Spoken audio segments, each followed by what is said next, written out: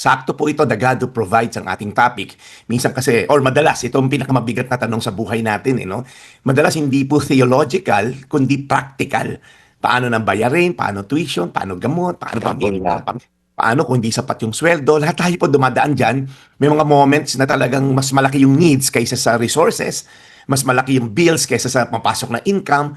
Mas marami responsibilities kaysa sa, alam mo yun, yung lakas na meron tayo. Kaya sabi po sa Philippians 4:19, "And my God will meet all your needs according to the riches of His glory in Christ Jesus." Pansinin nyo, hindi sinabi ni Paul na my God might meet.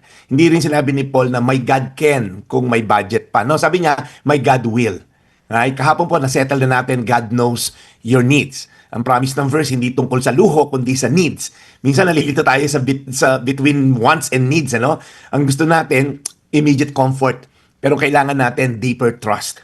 Ang gusto natin, instant answer. Pero si Lord, may proseso minsan in providing us the resources that we need. Pangalawa, God provides from His riches, hindi po sa ating resources. Ang sabi ng verse, according to the riches of His glory. Ibig sabihin, provision po ni Lord, hindi nakabase sa laki ng sweldo mo, hindi sa connection mo sa Malacanang, hindi sa savings mo, hindi sa diskarte mo. Ang provision niya ay galing sa riches of His glory. Kapag tao po, resources at ang resources, limitado. Kapag si Lord, unli yan, kung baga. Kapag economy ang source mo, pabago-bago. May gera sa Middle East, apektado tayo.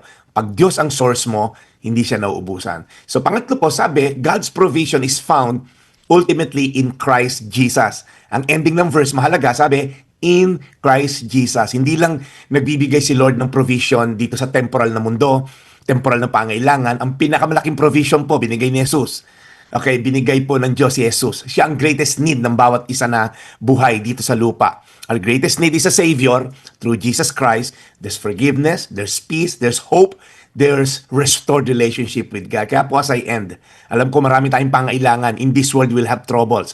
Pero the ultimate provision is Jesus Christ Himself. Para tubusin tayo sa ating mga kasalanan 2,000 years ago. He sent His Son to die for us. Kapatid, kung may need ka ngayon, don't panic.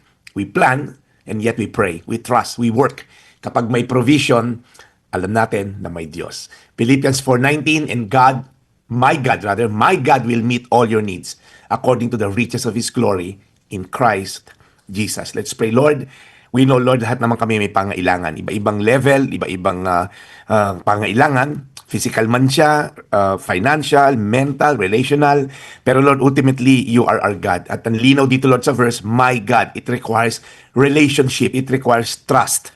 So Lord, bago kami, Lord God, mawala ng pag-asa, bago kami mag-doubt sa iyong kakayanan, magtiwala kami ng buong puso at buong kaluluwa. At huwag kaming bibitaw, huwag kaming gagawa ng illegal, huwag kaming gagawa ng mga immoral na pamamaraan dahil hindi ito kaaya-aya sa iyo. Salamat sa provision mo sa mga taong nakikinig ngayon sa pangalan ni Jesus. Amen. Today's Reflection with Pastor Jeff Eliscopides.